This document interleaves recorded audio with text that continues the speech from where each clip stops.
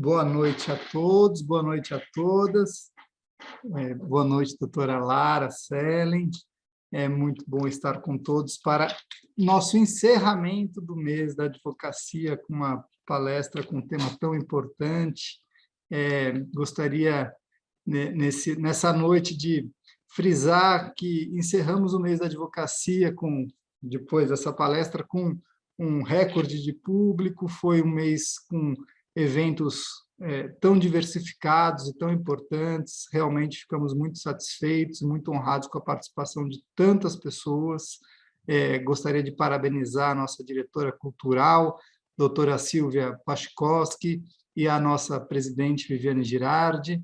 Eu sou André Garcia, diretor da associação, e hoje estamos aqui com a doutora Lara Selen para tratar de um tema tão importante, que é a gestão legal com a ótica das soft skills, hard skills, que trata das nossas aptidões técnicas, aptidões emocionais, sociais, todas essas competências tão importantes para a gestão dos nossos escritórios, a gestão do nosso trabalho, né, do exercício profissional. E a doutora Lara Selen é advogada, consultora sobre gestão legal, planejamento estratégico e sociedade de advogados há 23 anos. É sócia fundadora da Selen Bertozzi Consultoria do Instituto Internacional de Gestão Legal. É presidente da Comissão Especial de Gestão, Empreendedorismo e Inovação do Conselho Federal da OAB, autora de 16 obras sobre gestão de escritórios de advocacia. Com esse currículo já podemos ter altas expectativas a respeito dessa palestra. E vamos tratar de temas aqui muito interessantes. Eu peço que enviem as perguntas através do chat, vai ter sempre as orientações a respeito da melhor maneira. Acho que tem o botãozinho do Q&A, né, que é a melhor maneira de mandar as perguntas. Nós vamos, ao final da palestra, fazer essas perguntas, então peço que tenham um pouquinho de paciência para a melhor organização. E sem me alongar muito aqui, eu já passo a palavra para a doutora Lara para o início da apresentação. Muito obrigado, doutora Lara. Bom, boa noite a todos e todas que estão nos assistindo aqui. Eu quero agradecer o convite, André, para a gente fechar esse mês da advocacia junto da ASP, né? Um mês que trouxe tantos eventos, tantas oportunidades para a gente poder aprender ainda mais. E eu fico muito feliz de estar sempre presente nos projetos da ASP, porque eu sei que vocês estão ao lado da advocacia e essa é a nossa missão, né? Capacitar advogados e advogadas que não tiveram a oportunidade, como todos nós aqui também não tivemos, de ver assuntos como esses nos bancos da faculdade, né? Então, hoje o nosso tema é soft skills e hard skills, mas olhando para a gestão legal, olhando para a gestão do escritório. Muito bem, então, falar de soft skills e hard skills, hoje, a hora que eu estava preparando para estar aqui hoje com vocês, eu falei assim, como que a gente explica soft skill e hard skill de um jeito mais fácil? E aí eu me lembrei de uma coisa que eu fiz na minha vida, que foi um pouco uma loucura, mas era um sonho de menina saltar de paraquedas. Então, eu com 18, 17 anos, eu fui para o Rio de Janeiro, eu morando em Campo Grande, Mato Grosso do Sul, fui passar férias lá. Meu tio era piloto de ultraleve e eu peço para ele, me leva na Pedra Bonita porque eu quero saltar de asa delta. Claro, um salto duplo, né? Não tinha a menor competência para fazer isso sozinha. Ele me leva, eu me apaixono por aquilo, volto para casa e peço para o meu pai. Pai, eu quero fazer um curso de paraquedismo. Com 18 anos, eu precisava do dinheiro dele, eu não trabalhava, à época, a ponto de poder pagar um curso de paraquedismo, e ele tinha que assinar uma autorização. E ele me falou, eu vou ter que pagar e autorizar para você saltar de um avião, mas nem pensar. O tempo passa, aí chegou num determinado ponto, eu estava com meus 40 anos, falei assim, agora chegou a hora, não preciso de autorização, eu já tenho um dinheirinho para poder pagar meu curso de paraquedismo. Dito e feito, fui fazer aulas, aprender sobre vento, sobre equipamento, sobre todos os procedimentos que a gente tinha que fazer para sair do avião e chegar ao solo em segurança, mas tudo na teoria, né? Tudo na teoria, tudo ali escrevendo, apostila, sala de aula, e a gente vai para o nosso primeiro salto. O primeiro salto para valer, onde aí sim a gente foi apresentado para esse universo do nada, né? De você sair de dentro de um avião e lidar com as suas próprias questões, com o grande objetivo de chegar vivo lá embaixo.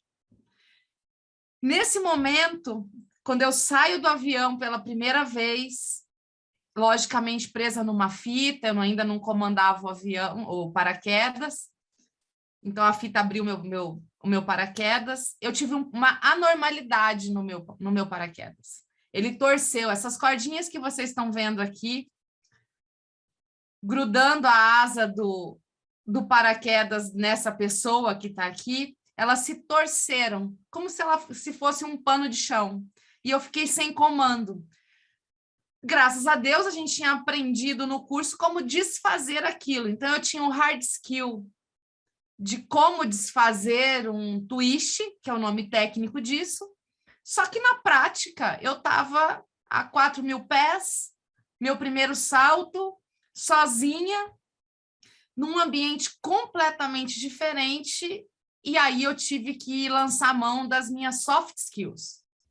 Eu tinha que manter a calma, eu tinha que lembrar o que tinha que ser feito para poder cumprir meu objetivo de chegar viva lá embaixo, porque a última coisa que eu queria era me machucar ou, na pior das hipóteses, passar dessa para uma melhor, né? Ou pior, não sei.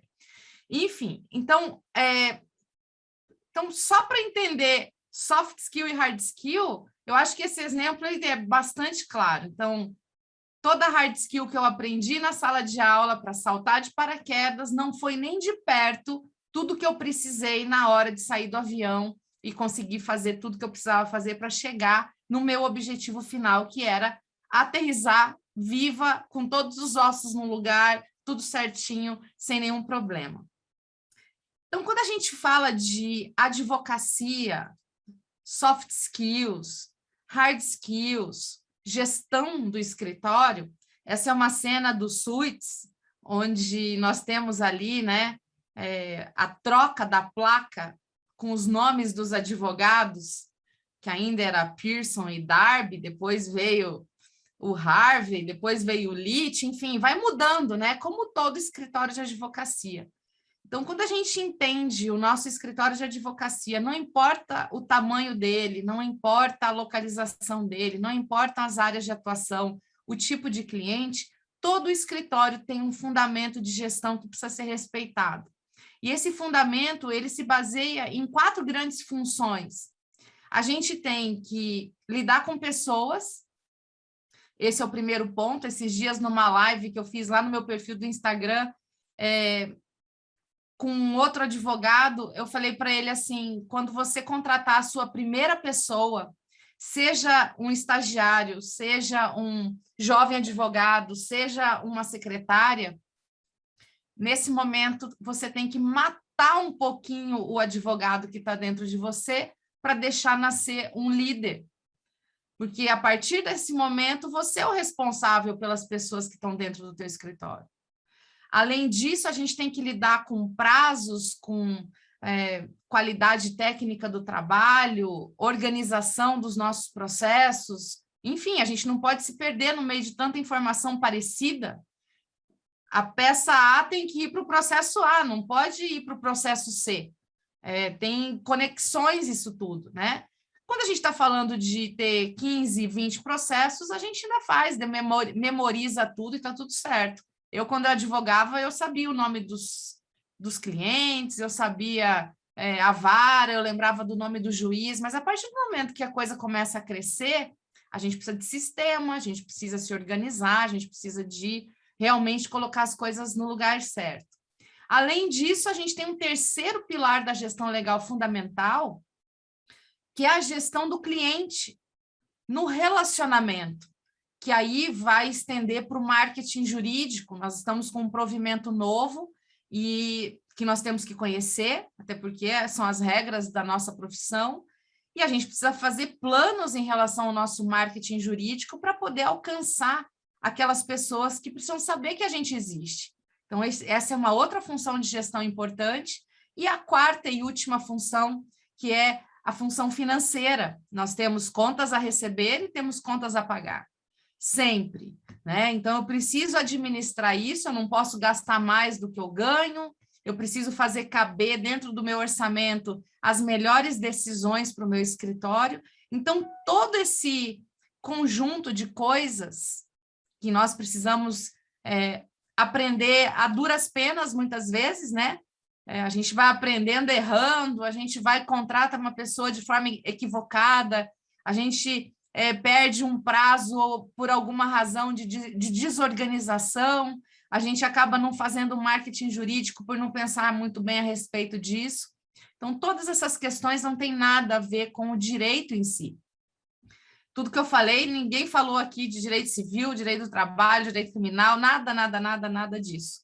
Então, esse elemento da gestão legal, esse conjunto de situações que nós somos necessariamente empurrados para fazer, envolvem hard skills e envolvem soft skills. Então, eu vou trazer algumas coisas aqui para a gente poder, para que vocês anotem, para que vocês possam fazer uma lista de um dever de casa aí.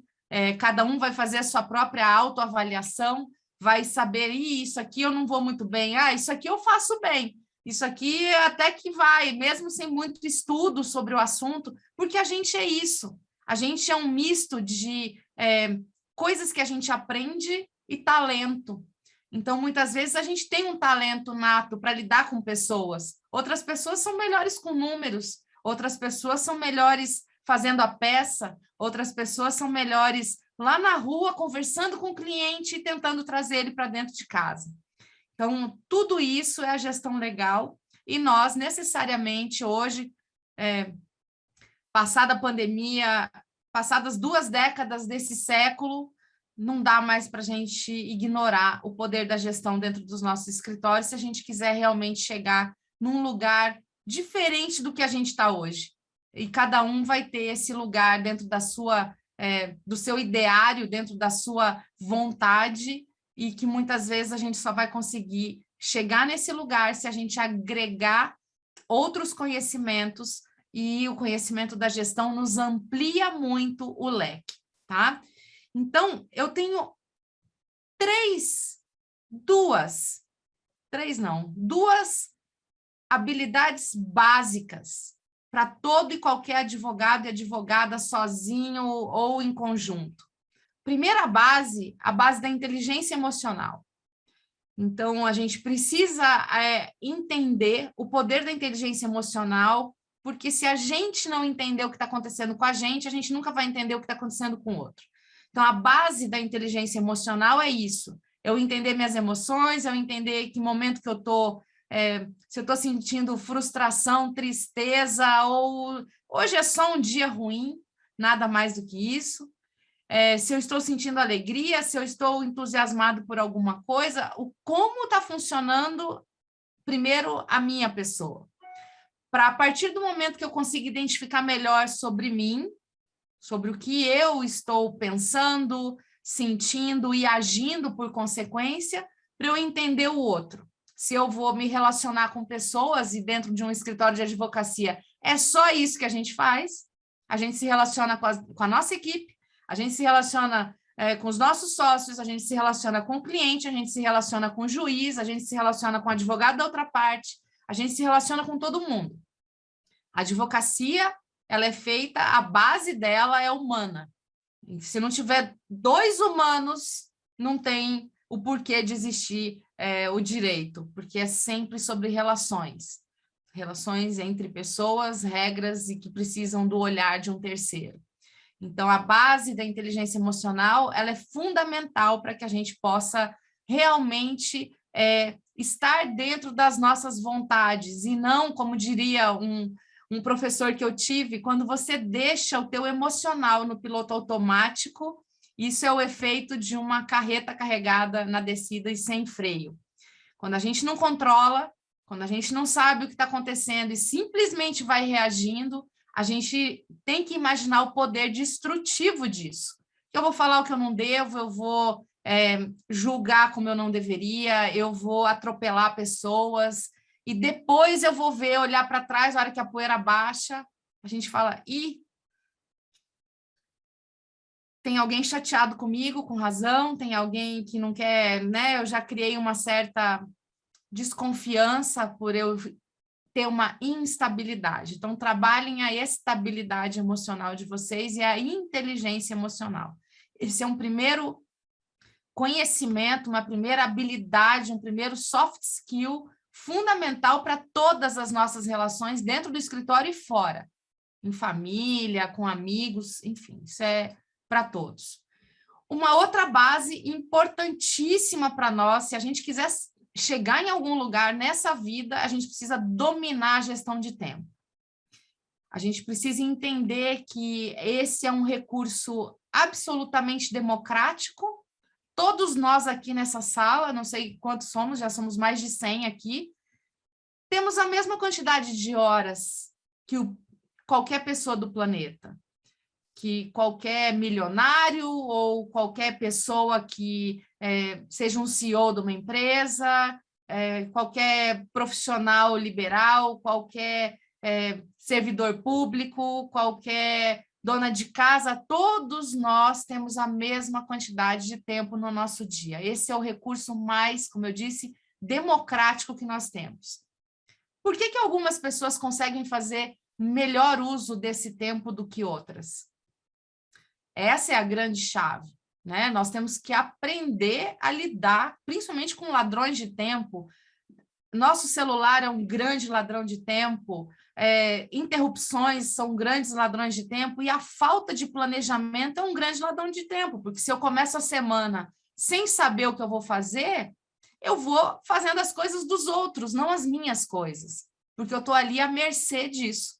Então, a gente precisa aprender a gerir o tempo. Eu não domino basicamente assim, eu não coloco esse tempo dentro de uma gaiola. Eu vou colocar, são as minhas ações nos lugares certos. Quando eu sei o que é importante para mim, eu coloco esse importante no lugar certo.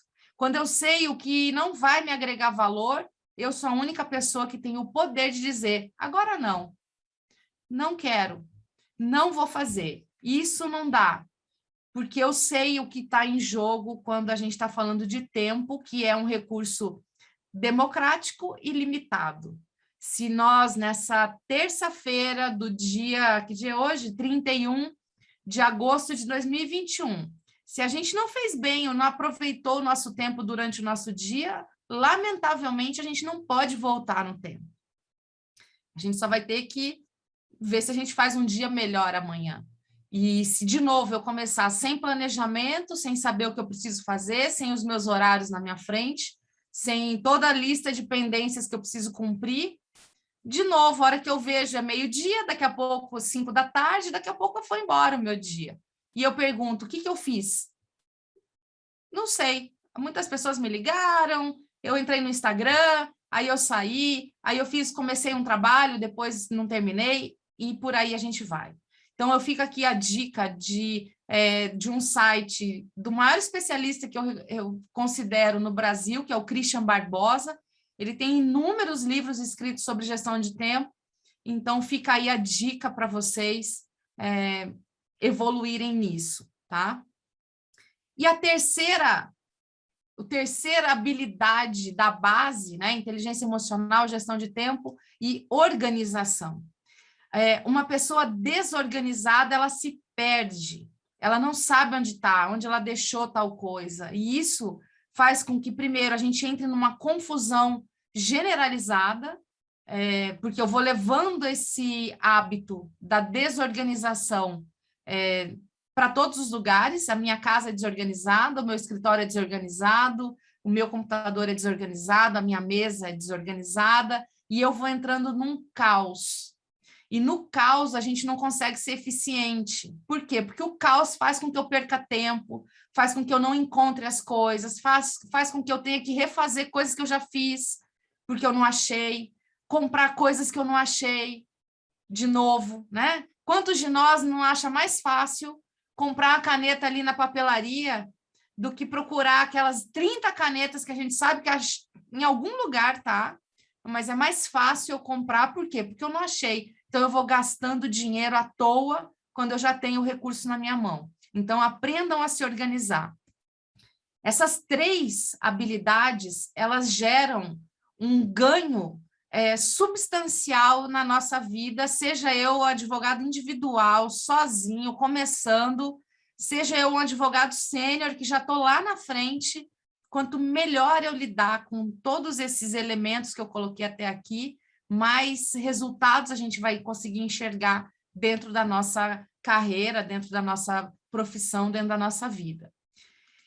E aí, eu quero trazer para vocês aqui uma abordagem com relação à advocacia, que é o advogado rainmaker.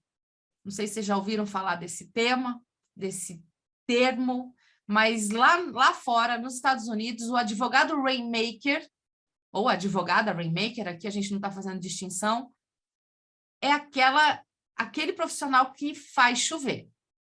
O rainmaker, como o nome diz, faz chover. Faz chover o quê, Lara? Só dinheiro? Não.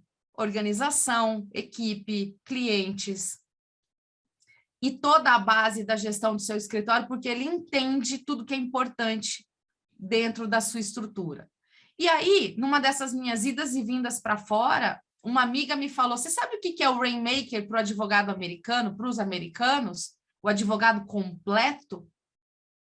E eu falei, não, me conta essa história. E ela falou assim, olha, o advogado completo é aquele que consegue ter 4 grandes habilidades muito bem feitas através de si. Ele é um finder, ou seja, ele busca negócios e oportunidades. Ele é um binder, ele é um bom conector de pessoas. Ele é um minder, tomador de decisão, tanto jurídica quanto administrativa.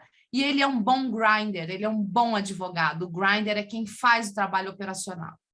Então, imaginem a gente encontrar numa única pessoa um profissional que tenha esses 4 skills tão importantes para nós. E aí eu vou falar um pouquinho de cada um deles para a gente entender. E aí que eu acho que é legal vocês se questionarem. Será que eu sou um bom finder? Será que eu sou um bom binder? O que é o meu melhor aqui quando a gente está falando desse advogado rainmaker? Muito bem. O finder é aquele que busca oportunidades, o nome diz. Busca oportunidades, é alguém que está antenado com a sua região, que entende muito bem a necessidade dos seus clientes para poder fazer convergir aquilo que o escritório oferece com aquilo que o cliente precisa. Esse é o casamento perfeito. Não é só eu fazer o que eu acho que é melhor para ele. Não, eu preciso entender o que ele precisa efetivamente para identificar se eu estou no lugar certo, se eu não estou, o que eu tenho que estudar mais, o que eu não tenho. E o finder, ele é essa pessoa que... Sabe aquela pessoa que está na fila da padaria e ao invés dele estar grudado no celular, ele está dando bom dia para as pessoas que estão ali. Oi, seu João, você aqui de novo. E aí, tal. E a dona Joana, como é que tá? Enfim, ele é aquela pessoa que... Ele não é aquele cara que está trocando cartãozinho na padaria, porque não é por aí. Isso até é muito deselegante se ele fizesse isso. Mas é aquela pessoa que está se conectando com outras. É aquele que vai para o casamento, senta numa mesa de desconhecidos e começa a conversar. E aí, o que você faz? E você? Ah, eu sou advogado. Ah, que área você faz? Ah, eu faço isso. Enfim, o finder, ele está sempre com o radar ligado, 24 horas por dia, 7 dias por semana. Ele lê uma notícia e ele fala, eu acho que tem uma oportunidade aqui para nós ou para um cliente nosso. Enfim, ele está sempre em busca de oportunidades. Uma outra característica de finder, ele desenvolve os negócios dentro do escritório.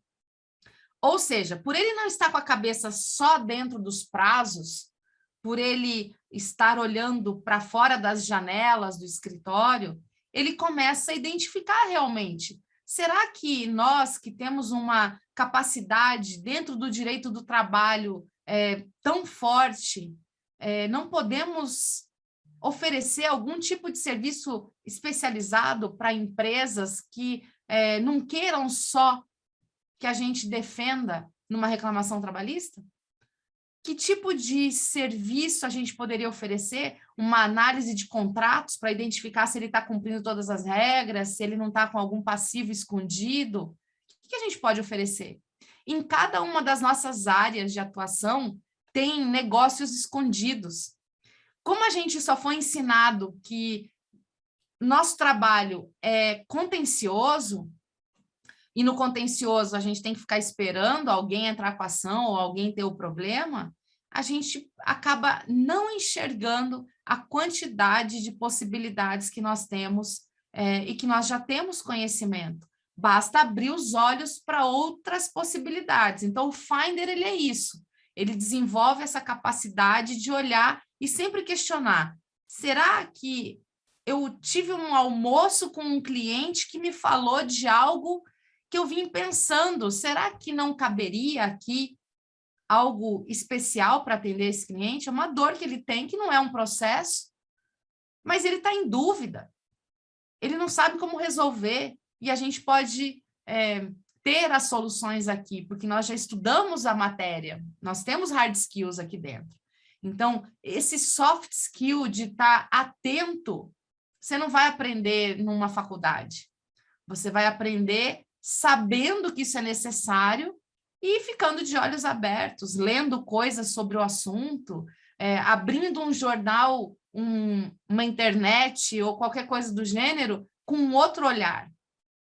Então, esse é o Finder que eu apresento para vocês e eu espero que tenhamos muitos Finders aqui na sala, já que é uma habilidade fundamental para nós na advocacia. Não é só fazer marketing, a gente tem que entender muito bem a diferença das coisas. Não é fazer marketing, sou eu desenvolver o meu negócio, sou eu enxergar que se eu sou um escritório civilista e atuo para empresas, eu posso ir um pouco mais a fundo e abrir uma área de societário, por exemplo. E dar uma roupagem para esse societário de forma que o cliente entenda que ele não vai acordar um dia e falar assim, nossa, hoje eu acordei precisando de um advogado civilista. O cliente não pensa assim. Ele não sabe nossos termos técnicos. Ele amanhece com um problema, brigando com o sócio dele. Ele amanhece com uma questão de uma quebra contratual. Ele acorda pensando em se separar da esposa ou, enfim, qualquer coisa desse gênero. Então, a gente tem que entender a linguagem do nosso cliente para poder desenvolver negócios jurídicos, serviços jurídicos que se encaixem com o problema deles. Então, essa é a primeira função aí do Rainmaker. Segunda função do Rainmaker é o Binder.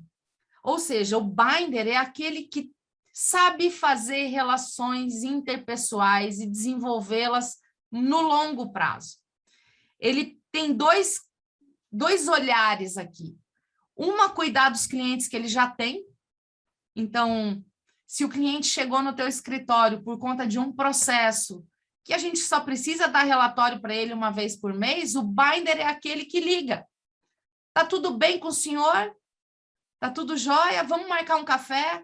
Vamos combinar de nos encontrar? Como é que vocês têm passado aí nessa pandemia? Tá tudo certo? Tá tudo... Ele se preocupa com o outro. Ele não está ali vendendo serviço, ele não está perguntando da fatura que foi atrasada, nada disso.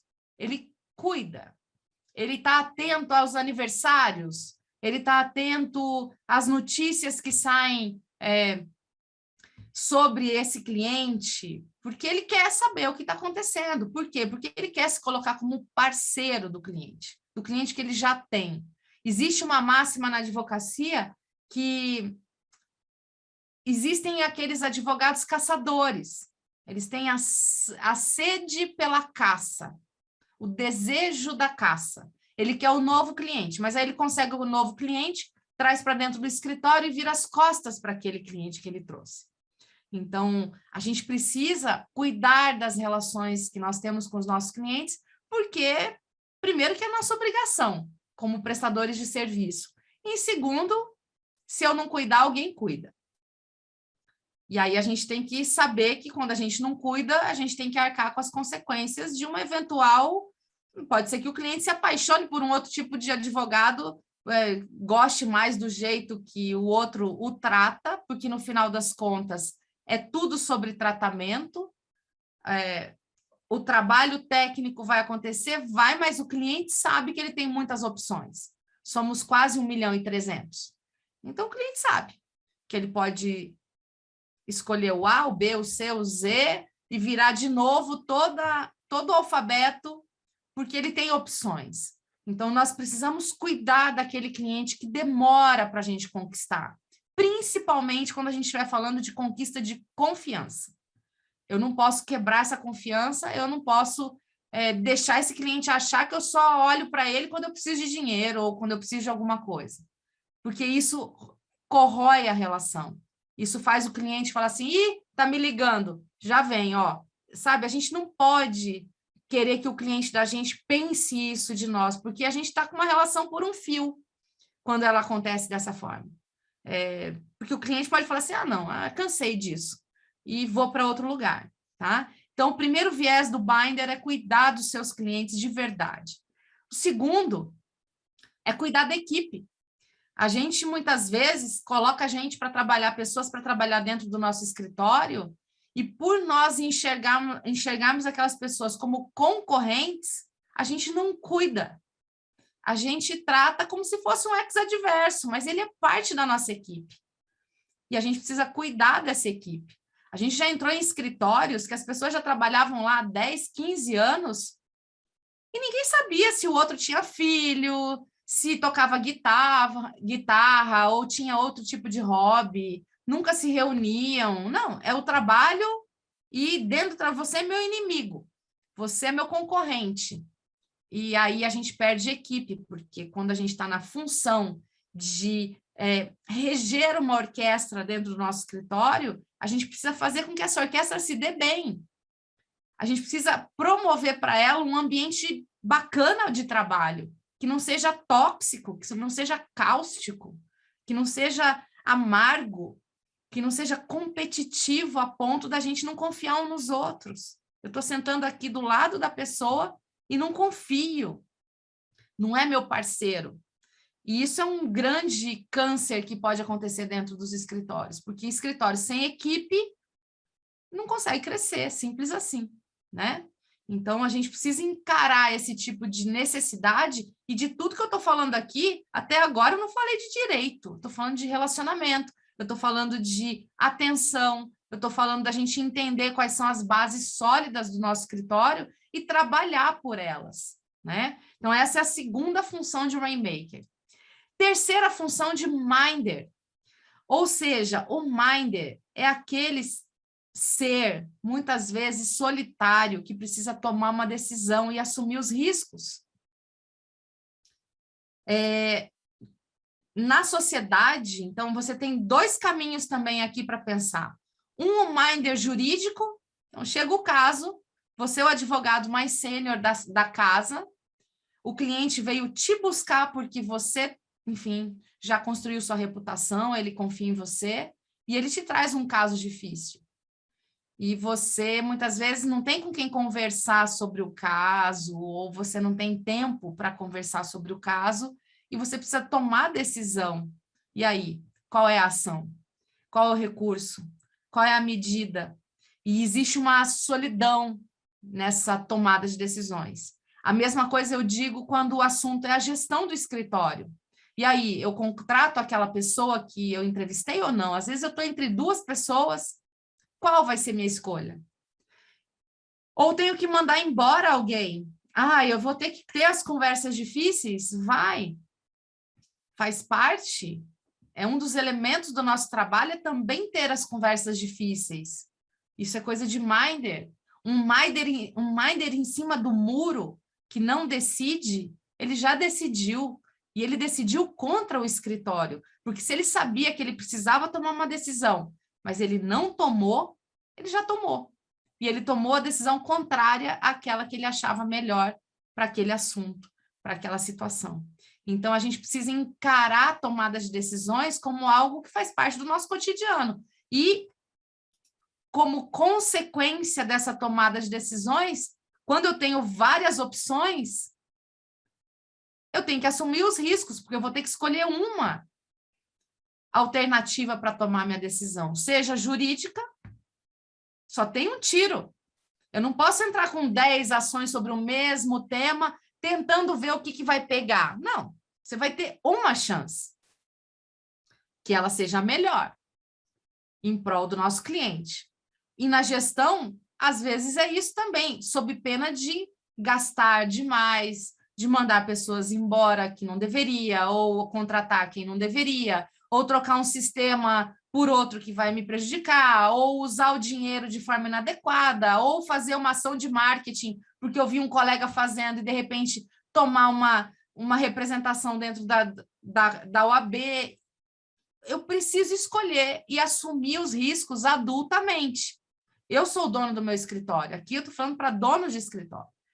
Então, eu preciso, antes de tomar as decisões, analisar com calma, olhar para esses problemas com muita serenidade para tomar a melhor decisão. É isso que a gente quer.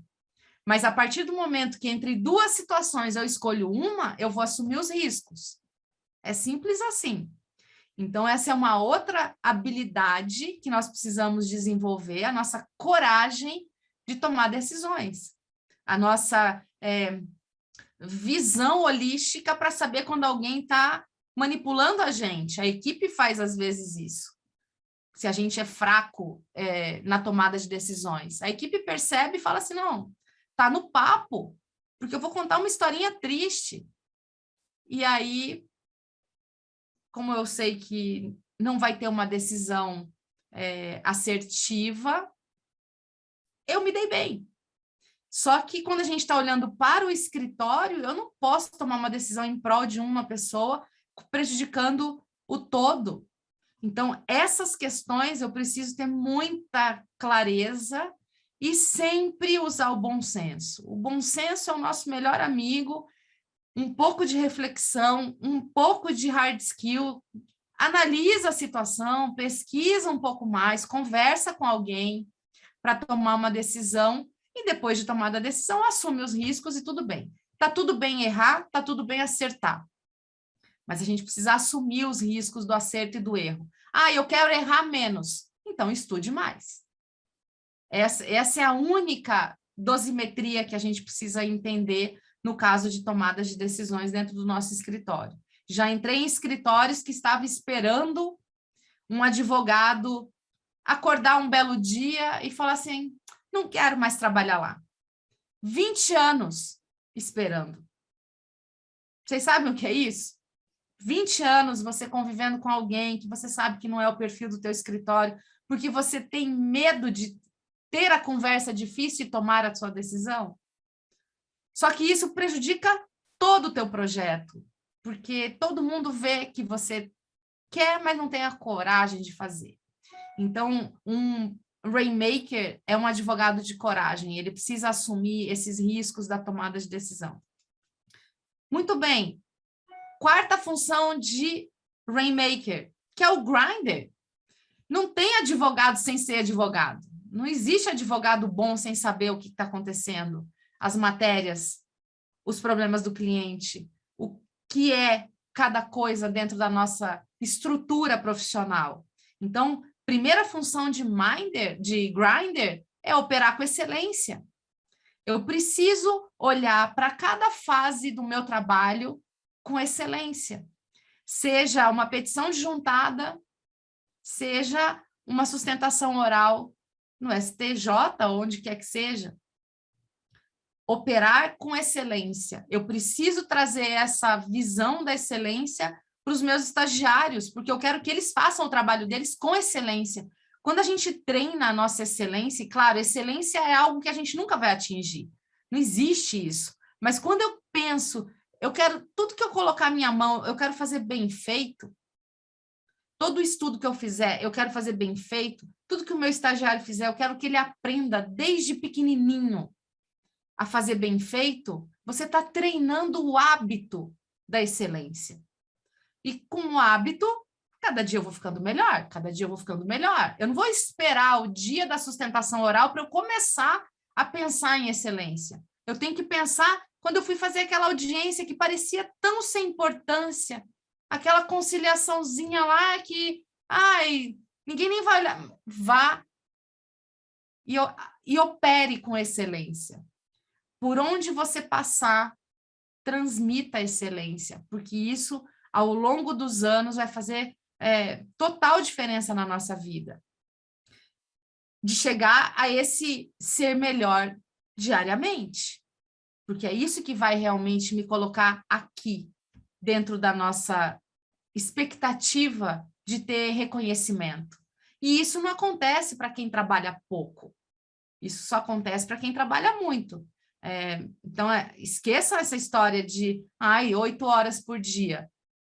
8 horas por dia só vale se você for CLT. Se você não for CLT, desculpa, mas essa conta não fecha. A gente precisa... Eu posso até ter 8 horas para fazer as coisas ligadas com o meu cliente. Mas e as horas para eu estudar? As horas que eu vou criar? As horas que eu vou ficar pensando? As horas que eu vou estudar outras coisas? Elas não contam como trabalho? Elas são trabalho.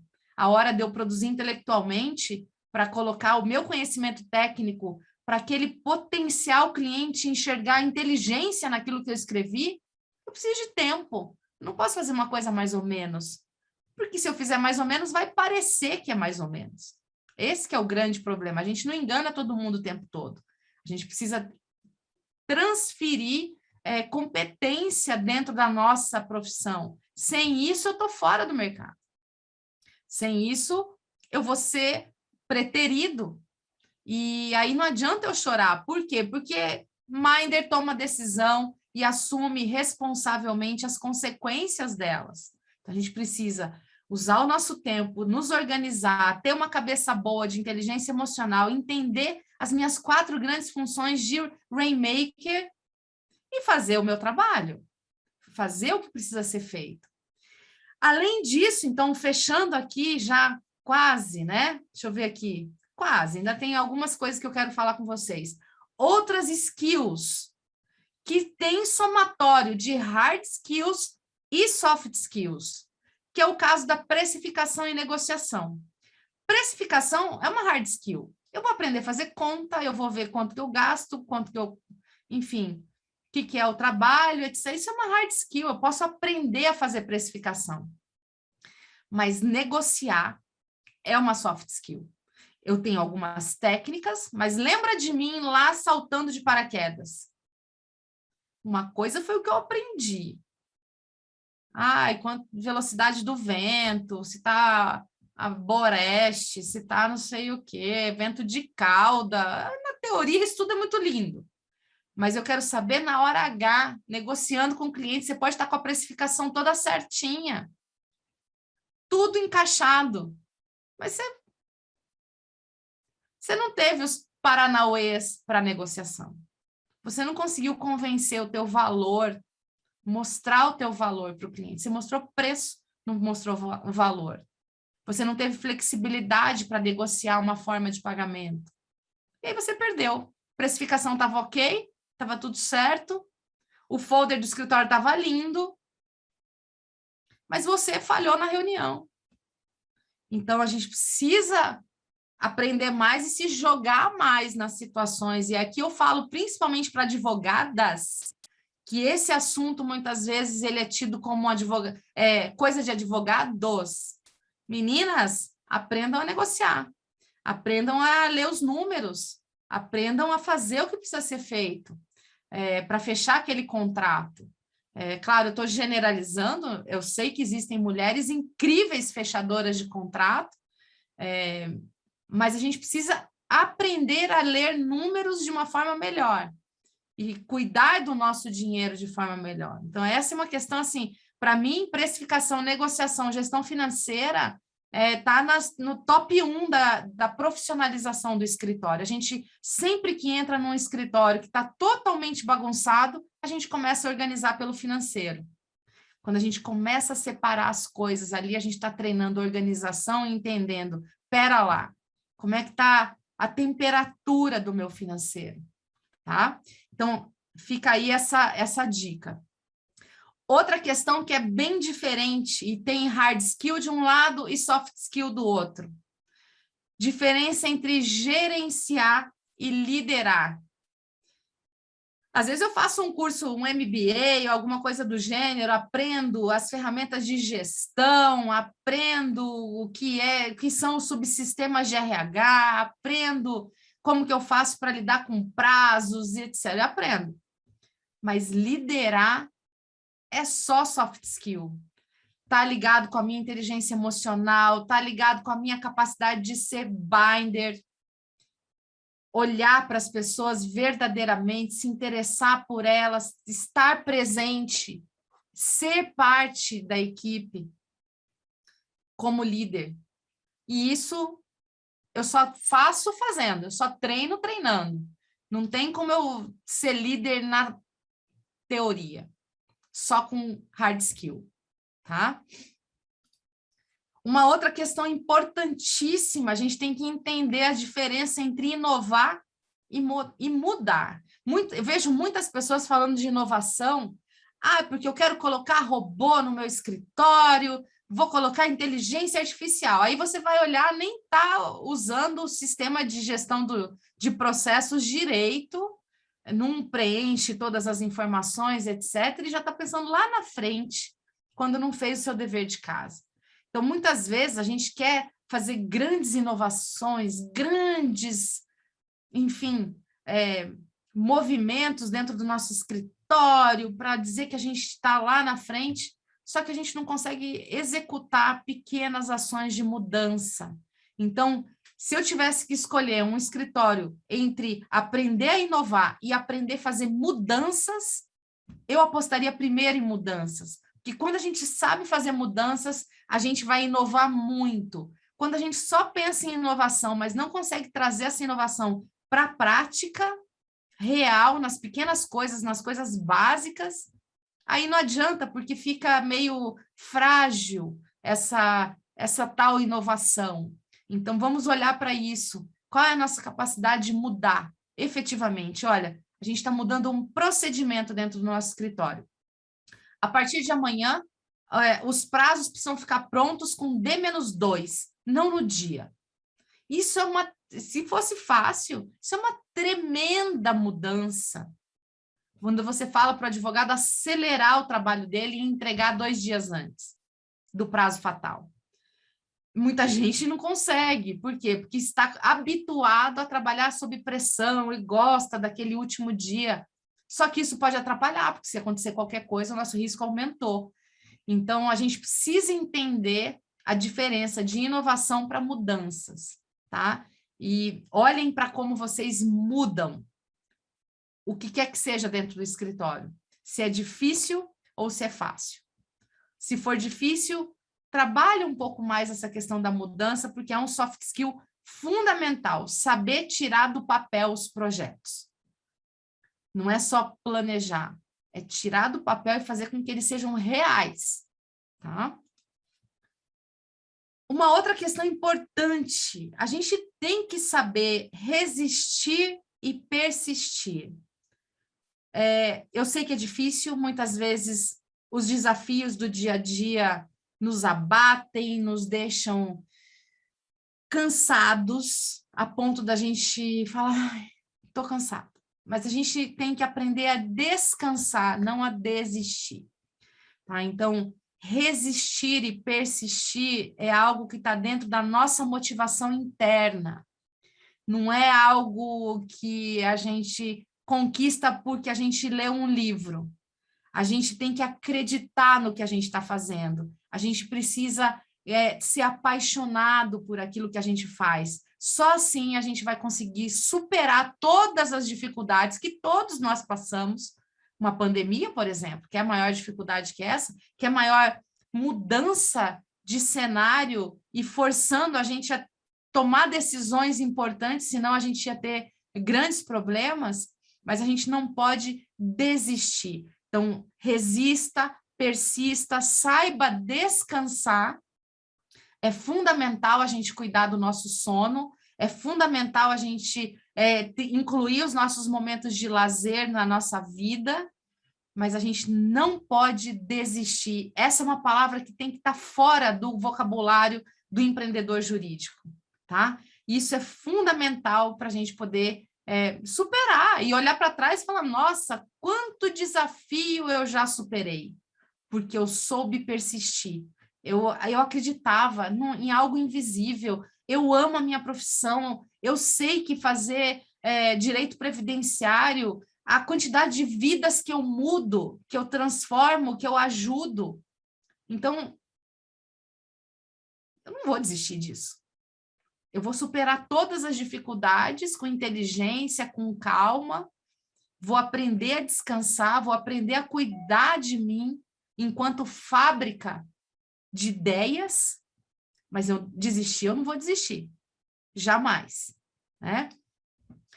Depois, uma coisa importantíssima, eu já passei um pouco essa informação ali para trás, o comprometimento do líder. O líder, o sócio, o dono, ele tem que estar comprometido, assim, como um leão para o seu escritório. O seu escritório é seu filho, a gente protege tudo que está dentro dele, clientes, equipe, nome, marca, dinheiro, reputação, a nossa evolução contínua, a proteção dos nossos prazos. Isso é coisa de líder. Líder não baixa a cabeça, líder não vai se fragilizar por qualquer coisa. Líder assume a responsabilidade, fala, vamos lá, que eu vou liderar todo mundo. Eu vou na frente, eu vou correr os riscos. Esse é o sócio, tá? Essa é a imagem que eu tenho de sócio.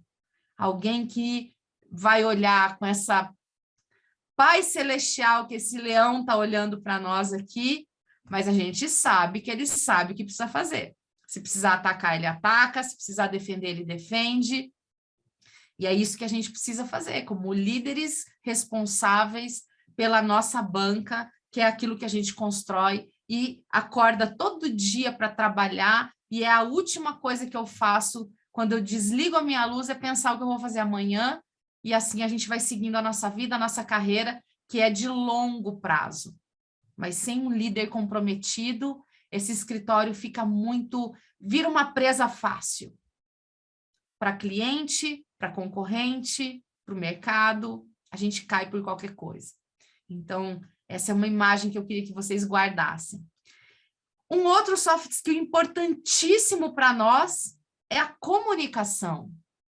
Mas, Lara, isso é chovendo molhado, advogado é o que a gente faz da vida. Escrever e falar, né? Então, eu preciso, na comunicação verbal, melhorar a minha assertividade. Hoje, a gente não aceita mais os verborrágicos. Ninguém que tem paciência. Tenho certeza que se eu estiver chata aqui, vocês vão desligar ou vão pegar o celular, vão fazer outra coisa. Ninguém aguenta, a gente desliga, tá? Quem não se comunica bem. Até peço perdão se eu estiver me comunicando mal, por favor, me deem feedback. Se alguém dormiu, me contem, porque é importante esse feedback. Mas a gente precisa aprender a se comunicar. Hoje eu ainda estava preparando umas produções intelectuais para setembro e caí nesse livro aqui, Os 100 Maiores Discursos da História. Lições de líderes que mudaram o mundo. E o mundo foi mudado por palavras. Esse é o poder. Mudar o mundo pelas palavras. Porque se a gente pegar aqui, vou pegar o primeiro, que é o discurso de Gettysburg, de Abraham Lincoln, em 1863. Transmita uma mensagem que seja clara e, quando necessário, inflexível. Fale sobre valores universais, valores aos quais a maioria do seu público pode prontamente aderir. Aproveite ao máximo os cenários marcantes. Seus arredores, seu pano de fundo podem fazer a diferença. Se isso aqui não é storytelling, que hoje todo mundo vende como uma coisa nova. Não, Abraham Lincoln já fazia, gente, em 1800 e bolinha. E se a gente for procurar os grandes estrategistas de guerra, os grandes generais, como é que você convence? Assistam. Deve ter um monte de gente que adora filme de guerra, eu adoro filme de guerra, mas assistam as guerras antigas, que era corpo a corpo, uma espada e um escudo. Como é que você convence os seus soldados a irem para frente da batalha, sabendo que eles vão morrer, que eles podem morrer, tem um risco altíssimo de morrer, o general fica lá atrás, protegido? Como é que você convence essas pessoas se não for falando, discursando, se comunicando? Então, a gente precisa entender o poder da comunicação, porque ela pode ser utilizada de várias maneiras, em vários contextos, para a nossa equipe, para o nosso cliente, numa sustentação oral, numa audiência, numa live, num vídeo que eu quero gravar para deixar aqui uma informação para um cliente. Eu não posso chegar de voz baixa, ou não entendendo a estrutura da comunicação. Porque senão eu perco. Se eu não tiver a atenção das pessoas, elas não estão me ouvindo, não serviu para nada o que eu fiz. Então, esse é um skill importante. Um outro skill ligado à comunicação é a escrita. Mas lá está chovendo molhado. Falar de português correto para advogados, senhores e senhoras, a gente vê cada coisa escrita por aí que dá vontade de chorar. Essa é a nossa arma.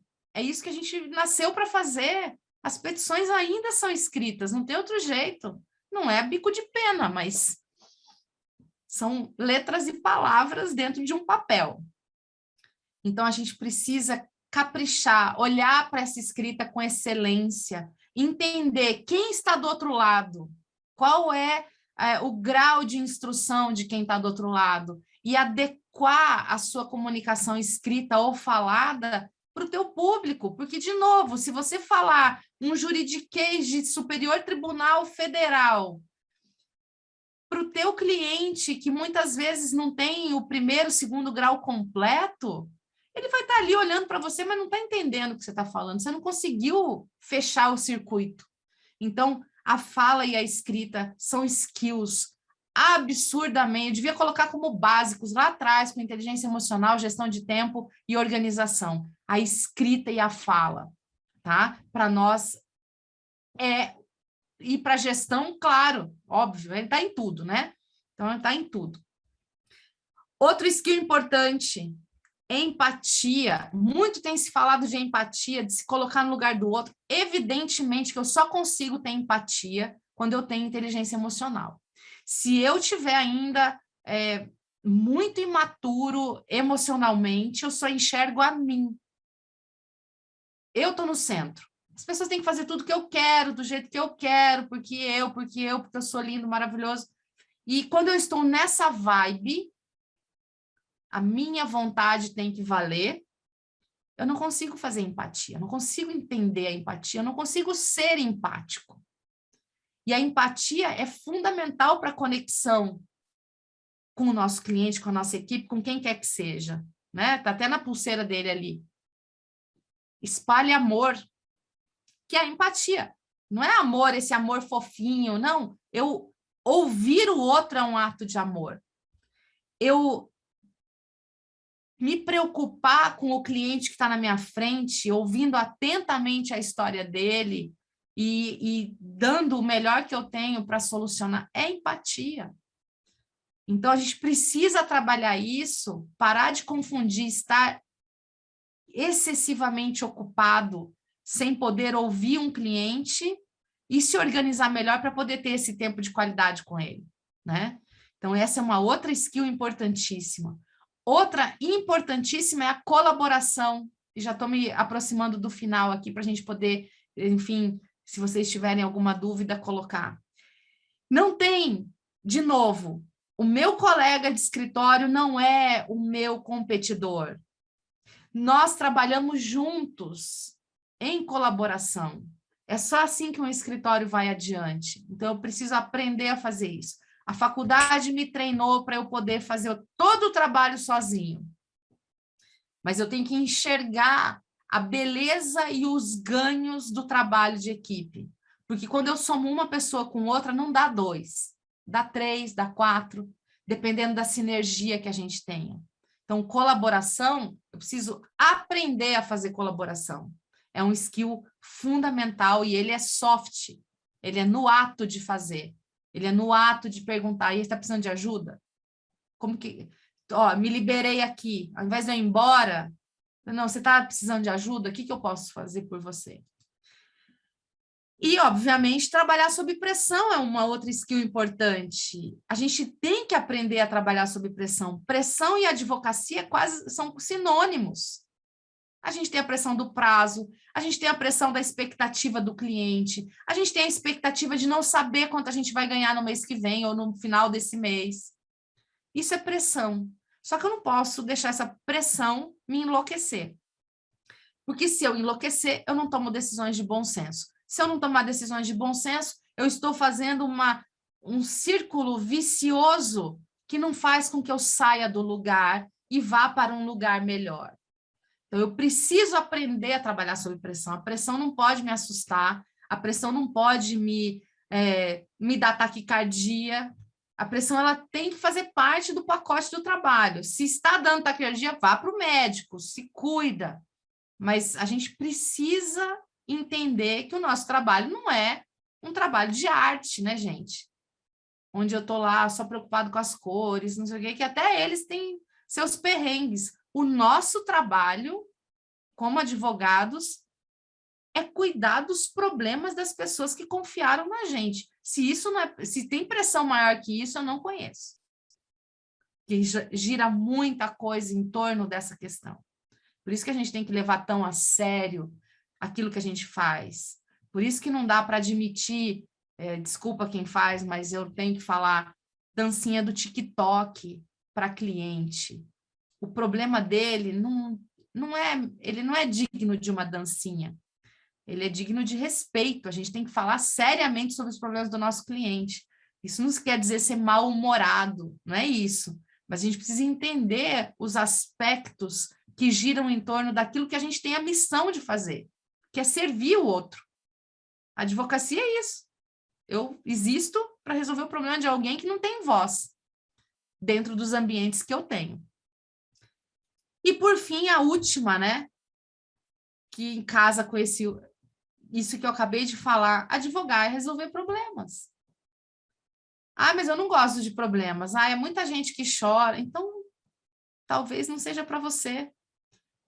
Tenha inteligência emocional para entender o que faz sentido para você. Agora, se você se sente bem quando você ajuda a resolver um problema que não era teu, mas que você tinha o poder de fazer, então você é um advogado, você é uma advogada e precisa de tudo isso que a gente falou.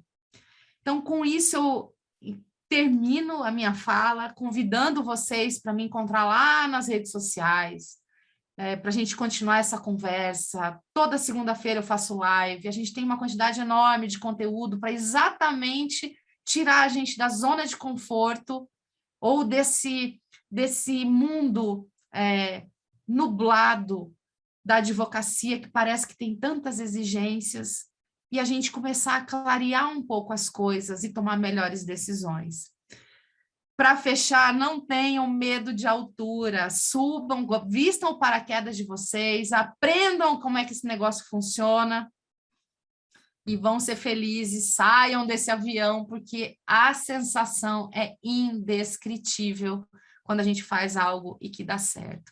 Então, eu quero agradecer a todos pela oportunidade, agradecer à ASP e estou à disposição de vocês para qualquer questionamento.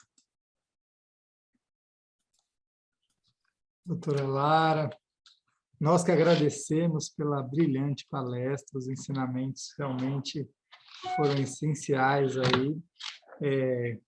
Tomara que consigamos colocar em prática no nosso dia a dia esses ensinamentos. Realmente fica aqui uma inspiração, tanto pensando aqui no advogado Rainmaker, né? Quais são as habilidades que um pouquinho talvez eu já tenha e quantas outras que eu preciso desenvolver aqui. Só de tomar consciência delas, talvez já fique aqui a grande inspiração da noite, né? Eu acho que colocar isso de pé, toda essa estrutura, faz a gente refletir a respeito das nossas próprias competências e aquilo que a gente precisa desenvolver. Muito obrigado mesmo pela palestra. Gostaria de lembrar a todos que vai estar disponível daqui uma semana, 10 dias, um pouco mais, um pouco menos, no máximo em 10 dias, vai estar disponível na nossa ASPFlix. Acesso é gratuito para todos os associados. Então, aquele ponto que a gente ficou um pouco mais em dúvida, gostaria de ver com mais ênfase, pode assistir pausando, anotando, assim, é sempre bom rever, né, e compartilhar com os colegas que não puderam assistir nesse momento. Então, fica esse lembrete também. Teve algumas perguntas que eu gostaria de só rapidamente fazer. Um pedido que é para repetir, esse aqui eu anotei também, o nome do autor, que fala da questão da gestão do tempo. Parece que tem um site até, né?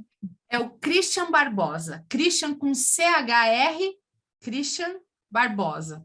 Tem site, tem livro, tem Instagram, ele está em todos os lugares. E, assim, realmente vale a pena. Tudo que eu aprendi sobre gestão de tempo, eu usei muito e aplico todas as coisas que ele fala, porque, assim, o meu tempo ele é multiplicado por 5, mas com calma, com paz, tudo organizadinho, tudo na hora certa. Então...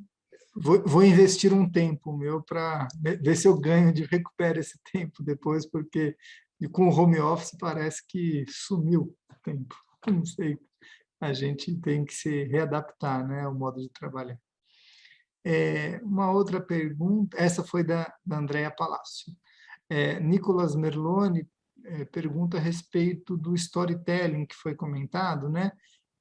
Como utilizar, se existe alguma técnica possível para se relacionar com os clientes e outros atores do direito. Ele faz uma referência à linguagem técnica, né, da nossa profissão, que muitas vezes a gente usa mesmo o juridiquês, né? Como que se o storytelling poderia funcionar como uma técnica para melhorar um pouco essa linguagem que a gente tem. Volto a dizer, eu recomendo esse livro para vocês aqui. Os 100 maiores discursos da história, porque ele conta os grandes discursos assim que mudaram realmente, né? E com pessoas que tinham, sim, o seu conhecimento, mas que tinham um objetivo com aquele discurso. Então, o discurso ele precisa ser montado exatamente para se adequar às pessoas que estão ouvindo. Lógico que é um trabalho de inteligência, né, Nicolas? Você que tem o conhecimento técnico, conseguir traduzir esse conhecimento técnico de forma mais didática para aquelas pessoas que não sabem os nossos termos, que não têm a obrigação de saber e que não, né? Então, a gente tem que aproveitar essa nossa... treinar isso, treinar escrevendo, treinar dando o seu escrito para alguém que é leigo ler e te dar um feedback. É assim que a gente vai evoluindo, né? Vai percebendo que a gente está muito viciado na nossa linguagem técnica. Então, acho que essa é a dica. Eu vou tentar uma dica aqui também. Eu treino em casa, eu tento explicar para a esposa, para os filhos, ver se eu consigo explicar, que são leigos máximos no assunto. Se eu conseguir explicar um pouco para eles, eu falo, acho que eu vou conseguir explicar até para o cliente. Sabe uma coisa que eu fazia, André? Logo que eu comecei a escrever sobre gestão para advogados, isso foi em 2002, né? Ninguém falava de gestão. Imagina você chegar numa sala de advogados e falar de planejamento estratégico. Não sabe o que está falando. Entende a palavra planejamento, entende a palavra estratégico, mas não sabe o que é a técnica, que é exatamente isso que você está me falando aqui. A gente pode até entender a palavra recurso como palavra separada no português, mas recurso de revista Vocês sabem o que é revista, mas recurso de revista tem outra conotação. Então, quando eu comecei a escrever sobre gestão, numa revista que era só de advogados, que era Consulex, se tiver alguém da geração Consulex aqui, por favor, levante a mão, porque vocês são nossos guerreiros do passado. Eu passei a fazer analogias, usar outras histórias, usar outros conteúdos, por isso que é tão importante a gente ler de tudo. Então, eu usava música, eu usava história, eu usava, enfim, filme, cinema, enfim, lendas. Eu ficava pesquisando isso e pensando, isso aqui tem correlação com o quê? Como que eu posso fazer um link? Como que eu posso dar um exemplo? Então, essa junção de coisas diferentes, estou vendo vários Consulex aqui, hein? Vários da geração. O João Navarro, querido amigo, está aqui presente, que bom saber que você está aqui. É uma geração Consulex. A gente fazia isso. Para quê? Para deixar mais palatável o assunto, que não era um assunto de interesse daquelas pessoas. Então, era a minha forma de laçar o meu leitor e falar, leitor, você vai ter uma leitura leve aqui, nem se preocupa com o termo técnico, nem quero que você saiba isso. Entenda o que está por trás disso. Essa é a mensagem que a gente quer deixar. Muito bom. Doutor, acho que o João Navarro mesmo fez a próxima pergunta. Sim. Especificamente sobre gestão mesmo, né? Ele trabalha sozinho com um estagiário e vai efetivar no próximo ano. E aí ele faz uma pergunta bem específica, né? Sobre o regime que deve adotar, se deve empregar, se colocar como associado ou sócio. Tem uma fórmula para tomar esse tipo de decisão? Primeira coisa é conhecer bem o que significa cada uma das formas, João. A gente tem que entender que existem, sim, essas 3 relações. A relação de emprego, quando eu assino a carteira de um profissional, de qualquer profissional dentro do meu escritório, ele vai cumprir hora, eu tenho que pagar férias, 13º, todas as minhas obrigações, enfim. Eu pago mais caro para ter mais poder sobre ele, porque eu sou dono do tempo dele. Se eu quiser dizer, você vai chegar às 8, sair às 18, se você não chegar, eu vou te reduzir, eu vou te mandar embora, qualquer coisa. Está dentro do meu poder, por isso que a gente paga mais. Tem essas conotações, além das de lei, né? de direitos e etc.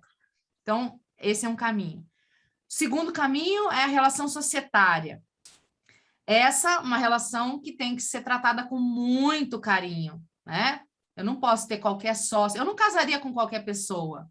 A sociedade é isso, é um casamento profissional, que tem que ter toda a affectio, confiança, lealdade, queremos as mesmas coisas, queremos sentar em torno de uma mesa para discutir o nosso escritório, o que nós faremos, sempre na primeira pessoa do plural. Então, é um outro enfoque, um outro objetivo. E eu tenho a relação de prestação de serviços, que é uma relação mais orbital. O prestador de serviços, ele não tem que prestar serviço só para mim. Já diz aí o regulamento da OAB, dos provimentos, etc., que a relação do advogado associado e a relação o contrato de associação entre sociedades, que aí seria o caso de eu ter um associado pessoa física, né?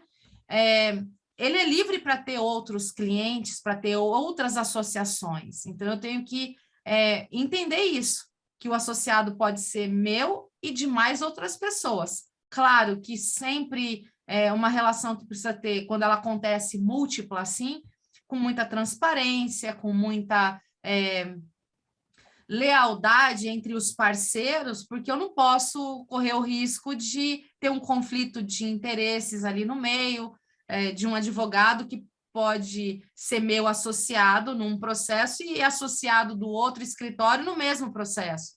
Isso é um conflito que não pode acontecer. Então, a gente precisa ter sempre isso muito bem mapeado. Claro, o teu escritório tem que definir o que é melhor para ele de acordo com o seu planejamento. O que você quer com essas pessoas? Porque não pode ser só a decisão pela contratação, por quanto eu pago claro, isso é um elemento importante, mas a decisão ela não pode ser só por conta disso, porque eu tenho que saber qual é o meu objetivo na contratação. Eu estou contratando esse estagiário que já está comigo há 2 anos, que eu confio, etc., porque eu vejo nele os predicados para ser um sócio meu? Eu quero ter sócio?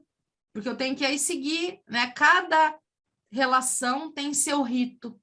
Então, a gente precisa ter saber que não tem, tem prós e contras em todas elas, a gente que vai ter como minder entender qual é a melhor decisão para o nosso escritório, para o nosso contexto, para a nossa realidade, e tomar a decisão, sabendo que poderia ter tomado outra, mas aí assume os riscos da que tomou e seja o que Deus quiser, vamos fazer com que ela dê certo, né? Muito bom. Pois é, precisamos ser cada vez mais rainmaker, né? E aí o Cleiton Silva Germano pergunta exatamente sobre isso, se existe algum livro, alguma recomendação, onde ler mais a respeito. Cleiton, tem. Eu coloquei isso na 4ª edição do meu primogênito.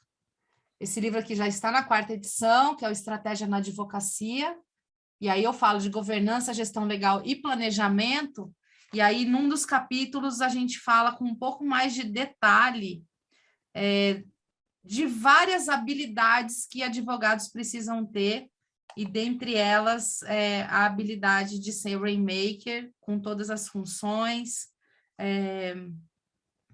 com todas os seus desafios, né? Que não são poucos, mas a gente precisa ter. Quero aproveitar o momento livros para indicar mais 2 para vocês.